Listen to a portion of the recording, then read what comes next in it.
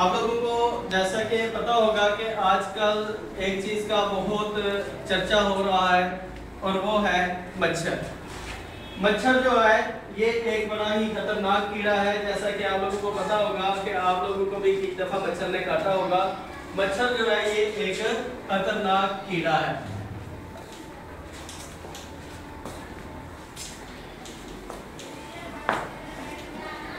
ये किस वजह से इसको खतरनाक कीड़ा कहा जाता है?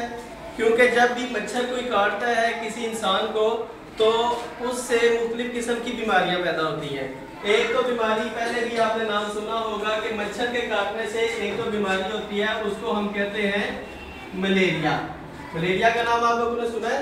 yes. तो मलेरिया एक ऐसी बीमारी है जो कि मच्छर के काटने से होती है। ये जिस मच्छर के काटने से होती है उस मच्छर का नाम है इनोफ्लीस। उस मच्छर का क्या नाम है? इनोफ्लीस। इनोफ्लीस मच्छर जब इंसान को काटता है तो ये उस इंसान के जिस्म में मलेरिया की जो बीमारी है उसके जरासीम मुंतकिल कर देता है, जिससे इंसान को मलेरिया हो जाता है। मलेरिया अगर ज़्यादा सख्त शक्ल इख्तियार कर ले, शदीद सूरत इख्तियार कर ले, तो मलेरिया से गुर्दे और दिमाग जैसे जो ज़रूरी अज़ा हैं इंसान के वो भी काम करना छोड़ देते हैं और इंसान की मौत भी वाक़या हो सकती है। लेकिन इसका इलाज जो है वो भी मुमकिन है। इसके इलाज के लिए जो मेडिसिन यूज़ की जाती है उसको क्विनीन कहते हैं। क्विनीन जो है ये एक दरख्त की छाल से बनती है। क्विनीन जो मेडिसिन है ये एक दरख्त की छाल से बनती है और उस दरख्त का नाम है सिनकोना। कौन सा दरख्त है वो? सिनकोना। सिनकोना एक ऐसा दरख्त है कि जिसकी छाल से मलेरिया की मेडिसिन यानी क्विनीन जो है ये बनाई जाती है। अब मलेरिया में क्या होता है कि मलेरिया में इंसान को बुखार हो जाता है। बुखार होने के साथ साथ उसको शदीद सर्दी लगती है और कपकपी तारी हो जाती है। जिस्म जो है बंदे का वो जो है सर्दी से कांपने लग जाता है। ऐसी सूरत हाल जो है वो इंसान के साथ बार बार पेश आती है, हत्ता के 24 से 48 घंटों में ये कई दफ़ा 2-3 दफ़ा जो है ऐसी सूरत हाल का सामना करना पड़ सकता है। इसके अलावा मच्छर के काटने से जो दूसरी बीमारी पैदा होती है वो है डेंगू। दूसरी बीमारी का नाम है डेंगू का नाम भी आपने सुना होगा। आजकल आप टीवी में, अखबारों में और मुख्तलिफ किस्म के लोगों से, कल जैसा कि हमारे स्कूल में सेमिनार भी हुआ रेस्क्यू 111-2 का, और उन्होंने भी इसके बारे में आपको मुख्तलिफ मालूमात दी हैं। तो दूसरा जो बुखार है वो होता है डेंगू का बुखार। डेंगू का बुखार जो है ये भी मच्छर के काटने से ही होता है। ये मच्छर जो है इसमें और दूसरा जो मच्छर है मलेरिया वाला उसमें दोनों में कुछ थोड़ा फर्क होता है।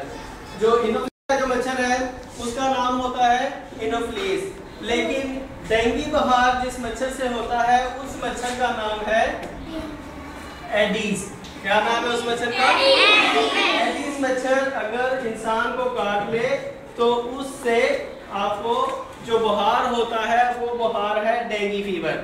इसको डेंगू का बुखार भी कहते हैं। डेंगू के बुखार में क्या होता है कि जब किसी इंसान को डेंगू का बुखार हो जाता है तो इसकी अलामत क्या है कि उसकी आंखों के पीछे दर्द होना शुरू हो जाता है, उसके दांतों या मसूड़ों से खून आना शुरू हो जाता है। ये वो सूरत हाल है कि जब ये शदीद किस्म का बुखार होता है। अगर शुरू में ही इस बुखार के अलामत ज़ाहिर होते ही इस पर काबू पा लिया जाए, इसकी मेडिसिन ले ली जाए तो इसको फौरी तौर से ठीक किया जा सकता है। डेंगू फीवर का मरीज जो है अगर शुरू में ही पता चल जाए तो 5 से 7 दिन में वो मुकम्मल तौर पर सेहतयाब हो जाता है और कोई इसमें ऐसी खतरे वाली बात नहीं होती। लेकिन अगर हम किसी वजह से लापरवाही कर दें तो फिर ये खतरनाक सूरत भी इख्तियार कर सकता है, जिसकी वजह से इंसान की मौत जो है वो भी वाक़या हो सकती है। इसलिए बहुत ज़रूरी है, ये अशद ज़रूरी है कि जब भी आपको इस मौसम में ख़ास तौर पर थोड़ा सा भी बुखार वगैरह हो तो आप ज़रूरी उसका डेंगू फीवर का टेस्ट करवाएं। और खुदा न खास्ता अगर वो डेंगू फीवर जो है वो आ जाता है, टेस्ट में पॉजिटिव होता है, तो उसकी फौरी तौर पर मेडिसिन लें। डेंगू फीवर का जो मरीज़ है उसको सिर्फ पैरासीटामोल या पैनाडोल एक्स्ट्रा 2-2 गोलियां दिन में 3 बार इस्तेमाल करनी चाहिए। डिस्प्रिन से जो है वो मुकम्मल तौर पर एहतियात करनी चाहिए। डिस्प्रिन या ऐसी कोई भी दवाई जिसमें डिस्प्रिन का फार्मूला हो वो उस मरीज को इस्तेमाल नहीं करनी चाहिए। इससे क्या होगा कि डिस्प्रिन इस्तेमाल करने से इस बीमारी में मजीद पेचीदगियाँ पैदा हो सकती हैं। अब मैं आपको बताऊंगा कि ये जो एडिस मच्छर है इसका दौरे हयात क्या है, कि ये कैसे पैदा होता है और कैसे ये सारा काम करता है। सबसे पहले आपको ये बताऊं कि नर और मादा मच्छर होते हैं, मेल और फीमेल। जो नर मच्छर है वो पौधों का रस, पौधों का जूस जो है वो पीता है, लेकिन जो मादा मच्छर है वो हमारी स्किन के नीचे, इसके नीचे जो खून होता है उसको पीकर गुजारा करती है। क्या पीकर जिंदा रहती है मादा मच्छर? खून पीकर। खून पीकर हमारी ये जो स्किन है इसके नीचे जो खून की नालियां हैं वहां से वो अपनी खुराक लेती है। वो यहाँ से खून पीने के बाद तो तकरीबन थोड़े अरसे बाद ये साफ पानी में चूंकि ज्यादा परवरिश पाता है, ये समझे कि ये पानी की तह है, यहाँ पर वो मादा मच्छर जो है वो अंडे देती है। ये अंडे जो है ये 40 से 400 तक भी हो सकते हैं। इन अंडों की तादाद जो है 40 से 400 तक हो सकती है। फिर 1 हफ्ते के बाद क्या होता है कि इन अंडों का लार्वा बन जाता है। इस तरह की कोई शक्ल होती है लार्वे की। तो ये लार्वा जो है इन छोटी छोटी नालियों से अपनी खुराक लेता है और ये खुराक जो है इसी पानी में से ही हासिल करता है। पानी में मौजूद जो नामियाती मादे हैं उनसे ये अपनी खुराक हासिल करता है मच्छर। फिर ये लार्वे के बाद किसमें चेंज होता है? प्यूपे में। प्यूपे की शक्ल आप समझे कि कुछ इस तरह की होती है, यानी अंडों के बाद जो उसकी शक्ल तब्दील होती है तो वो लार्वा बन जाता है। ये है अंडे, ये लार्वा और ये प्यूपा। प्यूपा से फिर जो है ये बालिग मच्छर बन जाता है।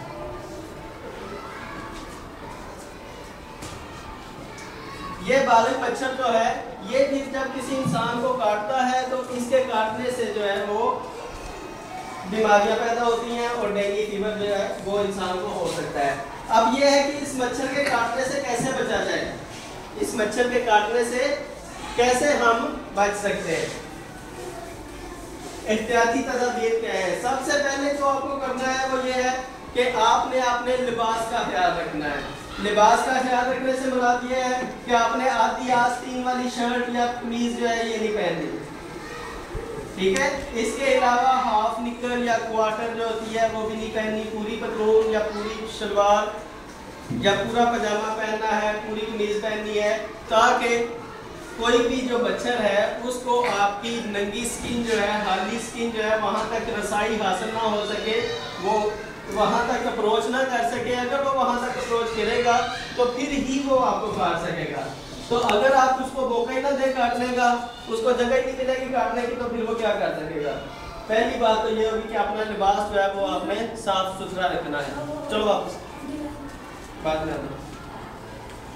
इसके बाद आपने ये करना है कि पहला क्या आपने कर लिया कि अपना लिबास जो है उसकी तरफ आपने ध्यान दिया।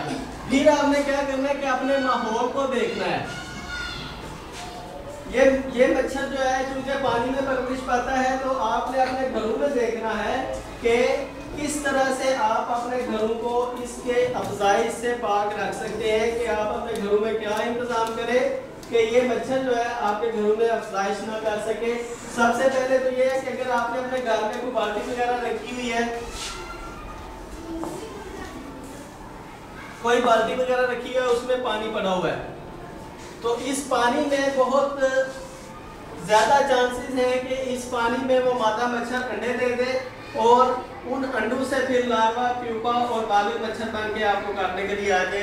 तो ये जो खुला ढक्कन और इसमें पड़ा हुआ पानी ये नहीं होना चाहिए, ठीक है। अगर बहुत ज़रूरी है पानी कहीं पर स्टोर करना तो किसी ऐसे बर्तन में करें कि जिसके ऊपर ढक्कन हो।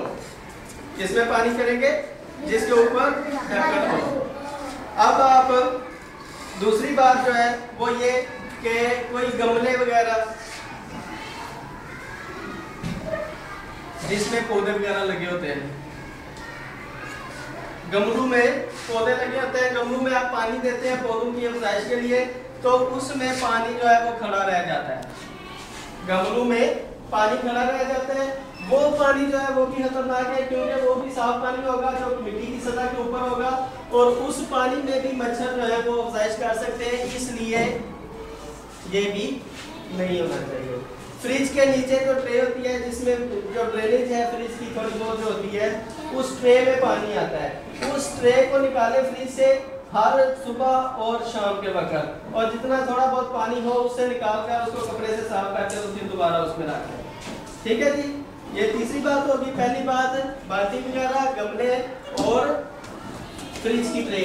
एक सबसे जरूरी बात के टायर, कोई पुराने टायर आपके घर में पड़े हो, उस टायर में बारिश का पानी जो है वो जमा हो गया हो, कूड़ा करकट में पड़े हो वो टायर पानी जमा हो गया हो, तो उस पानी में भी जो है टायरों के अंदर ये बड़ी ज़्यादा जल्दी से अफजाइश पाते हैं और वहाँ से ये हल खुलकर आपको नुकसान पहुँचा सकते हैं। इसलिए कहीं पर पुराने टायर पड़े हुए हैं तो उनको खुशक करके किसी ऊंची जगह पर लटका के रखते हैं, ताकि जो पानी है उनमें जमा ना हो सके, या उनको किसी चीज़ से ढांप दे, उनके ऊपर कोई प्लास्टिक वगैरह दे दे कि उन तक पानी ना पहुंच सके। ठीक हो गया जी, ये भी आपको बता दिया, एहतियातें भी आपको बता दी, मच्छर के बारे में भी बता दिया। अब आप लोगों का क्या काम है कि आपने घर जाकर सबसे पहले देखना है कि कोई ऐसी चीज़, कोई ऐसा काम जहाँ पर पानी खड़ा हो, मच्छर वहाँ पर अफजाइश कर सके, वो आपने खत्म कर देना। ठीक है, सबसे पहले क्या करना है, कोई ऐसी जगह आपके घर में नहीं रहनी चाहिए जहां पर पानी इकट्ठा हो जाए और आपके लिए मसला बना सके। और कोई दूसरी बात कि अगर ज़रा सा भी किसी को बुखार होता है, स्कूल में होता है तो अपने टीचर को बताएंगे, घर पे होता है तो फौरी तौर पर अपने वालिदैन को बताएं, ताकि वो आपके लिए मुनासिब इक़दामात कर सकें और आपको उस बुखार से निजात दिला सकें। ठीक है जी, ये 2-3 बातें जो आपने सही तरीके से याद रखनी है, और इनको सिर्फ अपने तक नहीं रखना, दूसरे बच्चों को भी बताएं, घर जाकर अपने वालिदैन को भी बताएं। थैंक यू, बहुत शुक्रिया।